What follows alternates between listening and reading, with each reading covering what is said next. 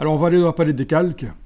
Donc là, c'est simple, soit menu fenêtre calque, soit vous cliquez sur l'onglet calque. Bon, vous remarquez que j'ai détaché de la partie droite, j'ai détaché la palette qui était collée au départ. Je l'ai prise par sa barre ici, je l'ai détachée, je l'ai rendue flottante. Bon, palette des calques, même chose que tout à l'heure. Si vous voulez des vignettes plus grandes, enfin la vignette plus grande, il n'y en a qu'une seule pour l'instant, vous allez dans le menu et vous demandez option de panneau. Oui, j'appelle ça une palette ou un panneau, les deux termes désignent la même chose en fait. Voilà. Et voilà. Bien, une première chose qu'on pourrait faire sur cette image, d'abord on va l'enregistrer.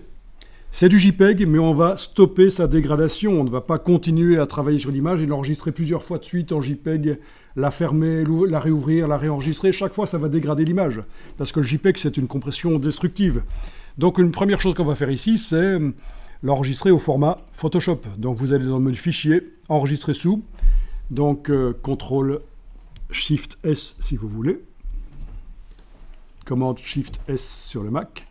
Et alors, on va choisir ici le format, donc la manière d'enregistrer l'image.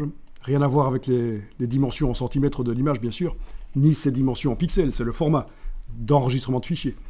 Et vous choisissez le format Photoshop et vous devriez voir à la suite, à la fin du nom, à la place de .jpg, c'est .psd. Vous enregistrez.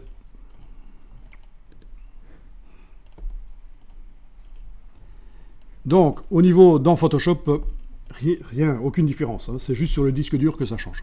Donc vous comprenez la logique. Hein, le PSD, le format Photoshop est non destructif. On va pouvoir enregistrer autant de fois qu'on veut, fermer l'image, la réouvrir, la réenregistrer. Ça ne va pas compresser.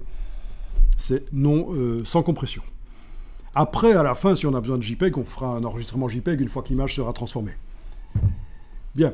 Donc, avant d'étudier la palette historique, on va voir un peu comment fonctionne la palette des calques, avec notamment un truc pour changer les couleurs, c'est les calques de réglage.